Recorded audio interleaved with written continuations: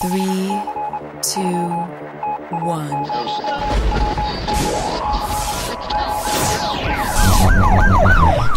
We'd like to welcome you to another edition of Grok Talk, brought to you by New Hampshire's leading conservative blog site, GraniteGrok.com. We are your feared, extremist, right-wing, hard-charging, gun-toting, opinionated, outspoken, rabble-rousing, letter-writing, radio, microphone stomping conservatives and rational libertarians. So get ready for more news and opinion you could only get from GraniteGrok.com. Grok Talk.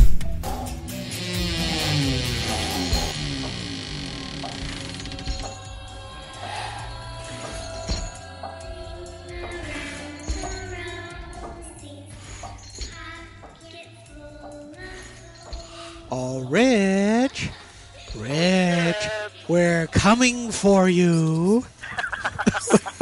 Are you from the Union? No, not quite. But I am from GraniteGrok.com and Grok Talk here on Saturday morning at our lovely CNHT offices.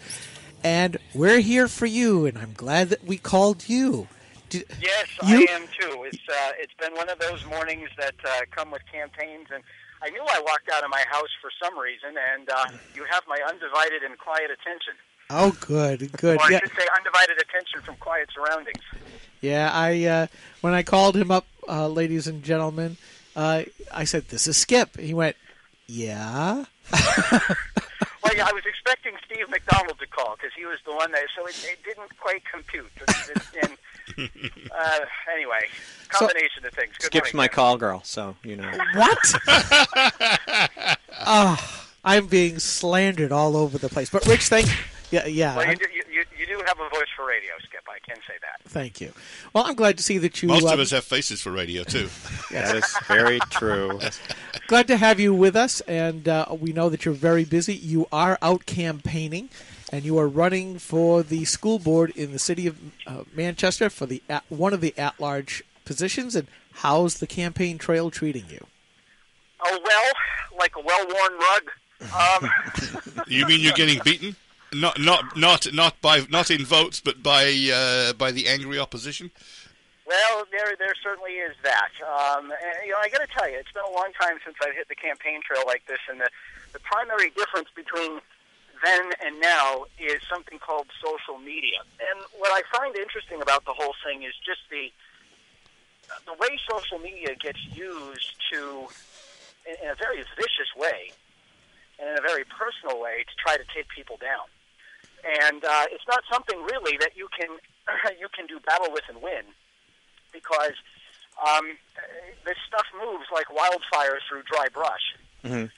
And so, you have to hope that your supporters pick up on it and come to your defense, because there's not enough time in the day for you to be able to do battle with it all. So that's really been the only negative. But when I'm talking to real people, when I'm out on the campaign trail, knocking on doors, doing the stuff that I'm doing, I'm getting a very positive response. So we're focused more on talking to real live human beings face to face than doing the battles on social media, which I think in many ways are tempests in a teapot. As I take a look at some of the stuff that's being said about me on social media, it seems to me, from what I can see from both my own personal profile and the the alternates I'm not supposed to have so I can spy on people, that the tempest has stayed within its teapot, and that's a good thing. Well, the nice thing about the social media is that everybody can go ahead and comment on whatever the issue is or the person is of the day. The unfortunate part for them is that not all of them can vote for you. And, if 95% of the people who are against you on social media, if they turn around and go, "Can I vote?" Well, as long as their state attorney general is concerned, they might be able to wangle something. But, no, the folks that are in your district who you're knocking on the doors, if you're getting a different reaction from them than what you see in social media, you may be good. Yes, and the campaign, that's exactly right, Skip, and that's why I say it's really a tempest in the teapot. And we're happy to leave it there. So I've not brought any of it forward on my radio show or otherwise tried to draw attention to it. because that would just be giving it the visibility I think it ultimately is trying to get in legitimate media. So one thing that did happen this past week that was very good for our campaign was we got a very positive endorsement from the union leader. Nice. And, excuse me. And I have to hand it to their editorial writers, who I suspect were Grant Bossy, who I had on my radio show Wednesday to discuss what the paper was doing editorially, not just in my race, but citywide. I think they pretty fairly summarized my candidacy, which probably even better than I do when I talk to people. And that is, look, it's about your right to know. It's about partnering with parents. It's about a public process that respects the people who pay the bill. And I think that message is resonating loud and clear, because that is what I'm hearing from people. Well, I got a question for you. Obviously, when you went into the decision of should I or shouldn't I, you had some preconceived ideas of the issues that you wanted to follow. In setting up your campaign, you may have brought in other issues. Have the people you've been talking to given you other things to think about that you ordinarily would not have thought of? Not really. And here's why I say that. When I took a look at the variety of issues that I was concerned about, whether it was Common Core or the standardized testing or the Manchester academic standards or any of the things that have been done, Dr. Bob's mass email to the 7 Title I elementary schools in Manchester and how they were going to teach, et cetera, et cetera, et cetera. I boiled it back to the golden thread. And it seems to me that every time someone's come to me and said, well, what about this? No joke, I just got a phone call this morning from someone who said, well, where do you stand on school board members taking health insurance from the city? I said, I'm opposed. She said, you have my vote. and I laughed. And now here's the thing. You take a look at that, primarily for me, the issue is one of disclosure and the fact that I had to fight the school board for the 3rd time in 3 years to release the number through right-to-know requests. In their disclosure, they still didn't disclose everything. Rather than telling me that, Dr. John Avard takes a family plan, they said, here are the plans, here are the people who take the plans, here's the aggregate amount of money the district spends on their plans, and here's the aggregate amount of money they spend on their plans. So they wouldn't even come clean with what plan they were taking, even though they knew they had to cough up the information. You see what I'm saying? So, I've certainly heard, as I've gone door to door, from parents who are concerned about how guidance counselors are not preparing their college-ready kids to get to school because they're spending all their time with the juvenile delinquents in class. And things like that. So I've heard a lot of very enlightening information from parents as I've gone door to door. But in terms of the larger themes or ideas of what the district can do, not really. No, I think you brought in a very important point, because when I was on the budget committee, I demanded that kind of information. What is the total compensation for each of our employees, broken out by salary, broken out by health care, by dental, by pension, the whole bit, because we're paying the boat. We're paying for the propulsion to keep this thing moving.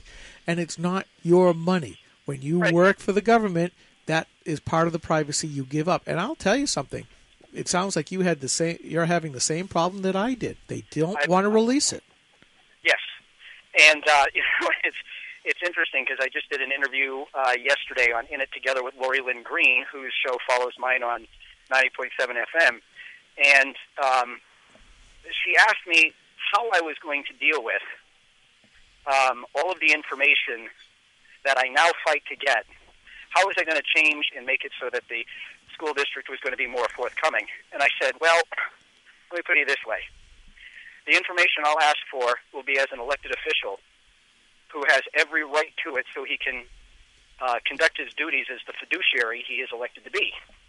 I said, I dare them to withhold the information from me as elected official. I don't think they want to go there. Well, I was going to ask you, think they're going to try to Donna Green you? Do you think they're going to try to what me? Donna Green you. They will. They might. But I'll tell you what. The environment in Manchester is a little different than the environment in the Timberlane Regional School District, where she truly is a lone voice on that school board. That's true. in Manchester, I'm not quite the lone voice. There are people, including some members of the board of whom I've periodically been critical. Oh, and you have a radio show. Yeah, and I have a radio show. It's funny that you bring that up, because I have had, as the campaign comes to a close, numerous inquiries from people about, okay, what are you going to do with your radio show? Yeah, I have listeners that are worried that it's going to go away. It's not. I have members of the school board who are worried that it's about to become, Godzilla and eat them. Do it. Do it. I will tell you, I will give you, from the voice of experience, when Doug and I started Granite Grok, we had newspaper columns, we had Granite Grok, we also had Guilford Grok, our local blog site. We had a local radio show. And I have news for you. We use those as the voice of the taxpayer, because we found ourselves always, like you, fighting uphill against the good old boys, the quality of lifers who used government as their own little country club, and we talked about them constantly. We put out all the information constantly. We kept, basically, given that it's Halloween, we kept stirring that cauldron. And I will tell you to do the same thing. Well, and you will hear me say that I have no plans to back off what I'm doing. Good. I will say, however, though, that I do expect that the show will take something of a different tone and different approach, and that will be because I expect that I'm going to have more information to work with than I have now, and I'm hoping that and it might be hoping against hope, but I'm hoping that my efforts to do my job will make my ability to get information not as confrontational or not require so much in confrontation as it has in the past. Because, the school district and members of the school board have created a confrontation with me when it comes to getting information by trying to withhold it and then forcing me to go through right-to-know requests, which they then mostly dishonor.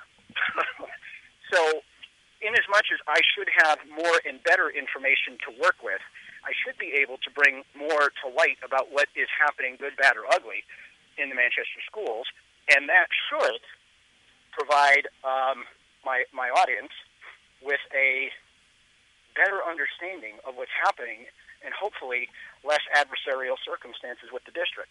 If need be, I'm always there to let people know the way it is. We're going to take a quick break. Rich, stay on the line. This is Grok Talk. We're talking to Rich Girard. Stay tuned. You want to know why the American people are frustrated. You want to know why they're ticked off. You want to know why they cannot understand.